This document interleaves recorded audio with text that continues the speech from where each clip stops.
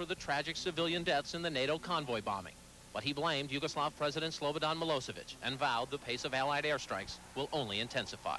If the requirement is that nothing like this can ever happen, then we're saying it's okay with us if Mr. Milosevic displaces over 1 million Kosovars, kills and rapes thousands upon thousands of them. Pictures of the convoy carnage brought this question after the president spoke to newspaper editors. Did we screw up? Mr. Clinton says the pilot thought it was a military convoy and that the growing number of civilian deaths is unfortunate but inevitable. There is no such thing as flying airplanes this fast, dropping weapons this powerful, dealing with an enemy this pervasive, who is willing to use people as human shields and never have this sort of tragic thing happen. It cannot be done. Mr. Clinton said the United States and its allies will have an obligation to rebuild Kosovo when the bombing ends, and he pointedly voiced the view that long-term peace in the Balkans will require the fall of the Milosevic regime. Realistically, it will require a democratic transition in Serbia, for the region's democracies will never be safe with a belligerent tyranny in their midst. The president encountered spirited anti-war demonstrators here in San Francisco. But a new CNN USA Today Gallup poll taken before NATO said it may have mistakenly bombed civilian vehicles shows his position is in sync with the majority of public opinion. 61% of Americans back U.S. involvement in the NATO strikes, and an identical percentage support the president's handling of the Kosovo crisis. Only 43% support sending in U.S. combat troops now, but a slim majority, 52%, say they would support using ground troops if the airstrikes fail to drive Serb forces from Kosovo. We cannot allow the Milosevic vision, rooted as it is in hatred and violence and cynicism, to prevail. The president restated the official U.S. opposition to Kosovo's independence. But the president also paid public tribute to the rebel Kosovo Liberation Army and suggested that weeks, if not months more of NATO strikes might ultimately cost President Milosevic his hold on the province. John King, CNN, San Francisco. The emotional toll of this crisis on some Kosovar refugees when we return. But first, tired and hungry, thousands of ethnic Albanians continue to stream out of Kosovo into neighboring areas. And they say thousands more are behind them. CNN's Ben Wiedemann reports on conditions at the Albanian border. More Kosovars trudge into exile in what has become a daily ritual at the Morina border crossing between Albania and Yugoslavia. Many of the new refugees are like Agim Zeneli and his family. They came from Mitrovica, north of Pristina, with a story heard often. They stole everything, money, documents, even my cigarettes, says Agim. We had to give them everything. Serb paramilitaries allowed them 15 minutes to leave their home, then torched it. How many do you have? They asked us, and we said we have only 600 Deutschmark. They said give to us or we will kill us, everybody. Relief workers say that once more the bulk of the refugees are women, children, and the elderly, many in alarming condition. Today is one of the worst days I've seen, says this French doctor. People are completely stressed. Many hadn't eaten in days.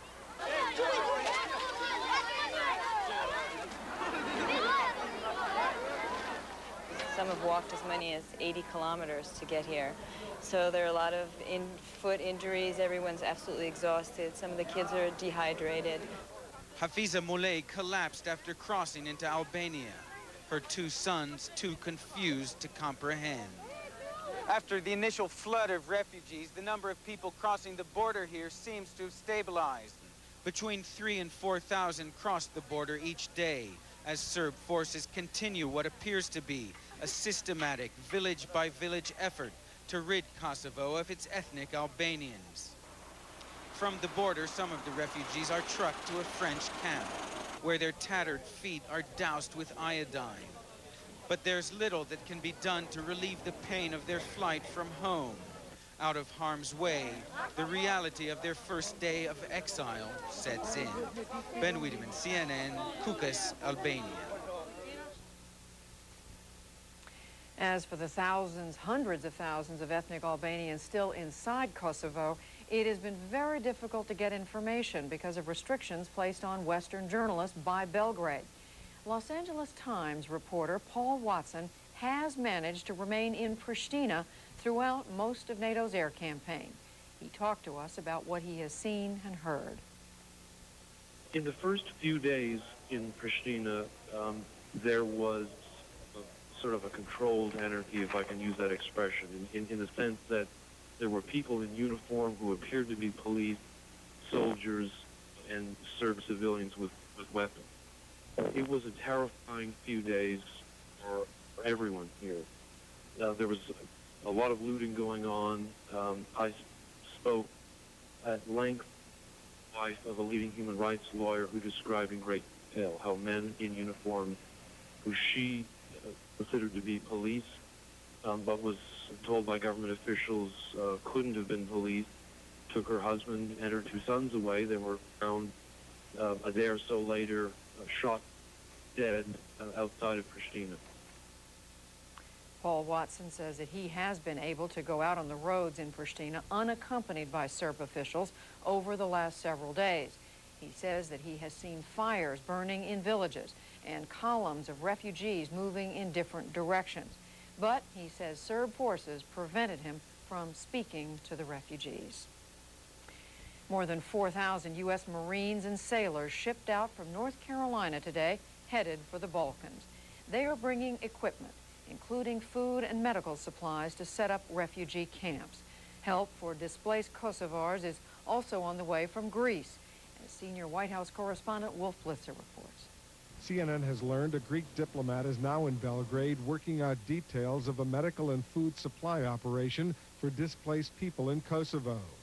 U.S. intelligence reports say hundreds of thousands of ethnic Albanians are hiding in the hills and forests, and some are dying from starvation. One relief worker just back from Kosovo says their plight is getting worse. There's clearly been an increased willingness to use them as human shields. Many of them are displaced, and we know that food supplies have been running short since we all left March 24th. Diplomats familiar with the Greek mission say Yugoslav authorities have agreed to permit several Greek trucks to drive from Greece to Macedonia and then into Kosovo in the coming days. If that works, the diplomats say, more trucks will be on the way. The mission has NATO's support. We're working with all of our allies and partners on that on an urgent basis. Greece, a member of NATO, has an Orthodox Christian population like Serbia. The Greek embassy remains open in Belgrade. We are working at it. The international relief agencies are working at it. A lot of countries that have some relationship with Serbia are working at it. And we are doing our best to try to figure out how to resolve it. NATO officials have rejected introducing ground forces to fight their way into Kosovo with supplies. They've also rejected airdrops as too dangerous. The airdrop right now doesn't appear to be feasible, but we haven't given up. We're looking at other ways that we can arrange to try to do the same thing for them. Right now, the Greek initiative seems to have the best chance. On the agenda, permitting the Greek branch of the relief organization Doctors of the World to expand its operations from Pristina throughout Kosovo. If the Greek initiative succeeds, it could spark a new diplomatic initiative to end the fighting, with Greece playing a central role. But for now, U.S. officials insist that's very premature. Wolf Blitzer, CNN, the White House. And when we return, lessons learned from past conflict in Yugoslavia. Pentagon and NATO strategists are studying the history of the Yugoslav resistance during World War II. CNN's Bruce Morton looks at whether lessons from the past can apply to the present. The Nazis invaded Yugoslavia in April 1941 and conquered it in 12 days at a cost of just 151 German lives. Serbs and Croats fought the Germans and each other. Underground resistance formed quickly. In fact, the Yugoslav armed forces in the interwar years had built on a tradition and made plans for a kind of resistance based around small groups of partisan bands. The Germans won battles. A 1953 U.S. Army study notes 2,000 guerrillas dead in one operation, 3,500 in another, but the guerrillas lived to fight on. These pictures were from late in the war when they were doing well. The Germans wanted troops on the Eastern Front fighting the Soviets, not in the Balkans fighting guerrillas. What they did was they forced the Germans to put more troops in there to hold the place down. And the Germans really were faced with the prospect of having to keep a lot of troops there for a long time, as anybody else would. They did maintain forces in the Balkans to operate against the partisans or other resistance groups, but it was a question of priorities, and they never committed themselves wholeheartedly to stamping out the resistance. Tito's partisans were the dominant group. As the war went on, they controlled territory, got supplies by air from the Allies in Italy, evacuated casualties the same way. By late 1943, that U.S. Army study estimates, the Germans had 600,000 troops in the Balkans, battling 145,000 guerrillas, most of them Tito's. And the war was turning. Italy surrendered, Soviet troops rolled into Romania, Germany was losing. Belgrade fell to Soviets and partisans in October 1944. Are there lessons for now? We may see irregular bands resisting, as well as regular armed forces and the militarized police force, which are currently operating in Kosovo, should a NATO allied ground force attempt to intervene in order to force a settlement. I think the lessons you learn from that is that you have to have the support of the population when you're going to be doing anything. So perhaps in Kosovo you might expect to have support of at least the Albanian part of the population. The last paragraph of that 36-year-old U.S. Army study of the Nazi occupation reads in part, "It is unlikely that German commanders will ever face these occupation problems in the Balkans again. However, a review of the mistakes these commanders made would undoubtedly cause them to urge any future occupier to begin his administration with a clear-cut statement of policy, including a promise of eventual withdrawal of occupation troops and self-determination for the people." Bruce Morton, CNN, Washington. Coming up in our special report, how new mothers are adjusting to life as a refugee. We'll tell you where some are finding help when we return.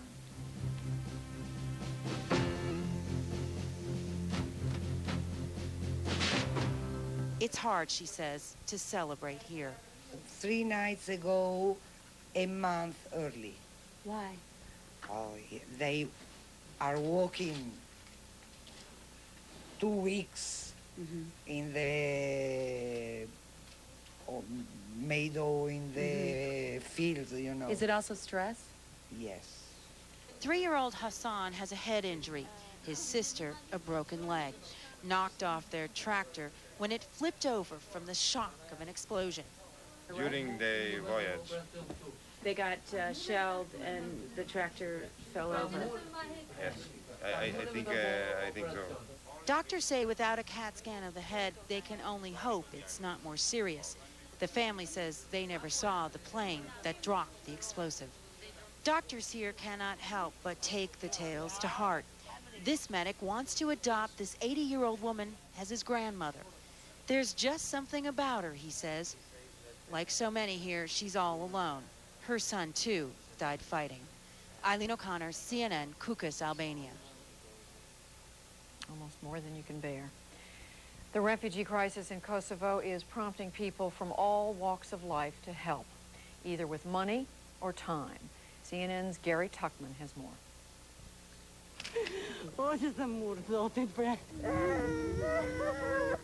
They are images that have shocked and saddened people no matter what their political positions on Kosovo. And they are images that have made many feel the need to take action. It really made me think of the Holocaust and, the slaughtering of 6 million Jews, and, it got me thinking, well, what can I do? What can I do to help? Jennifer Zimmer is an employee of Bell Atlantic in New York City who has given a generous donation to a relief group offering help to Kosovar refugees. Bell Atlantic is one of many corporations that in turn are matching the donations. It just made me feel like I could be at least a small piece of the puzzle that might eventually bring relief to this area. The first time you saw the images of the refugees on television, how did it make you feel? Oh, I had a sense of outrage. Sin McLean is a freelance artist who also felt compelled to do something. Phone work today?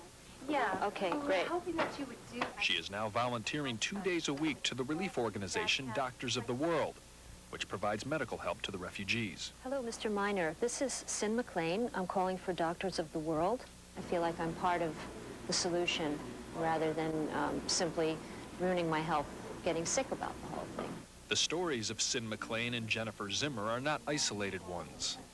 USAID, Kosovo Op Center. The U.S. Agency for International Development, which works closely with volunteer organizations, has set up a hotline for people wishing to help. It's been a tremendous response. We've had something like 35,000 calls in just the week since we've set up the phone bank, and we've had about 80,000 hits on the website.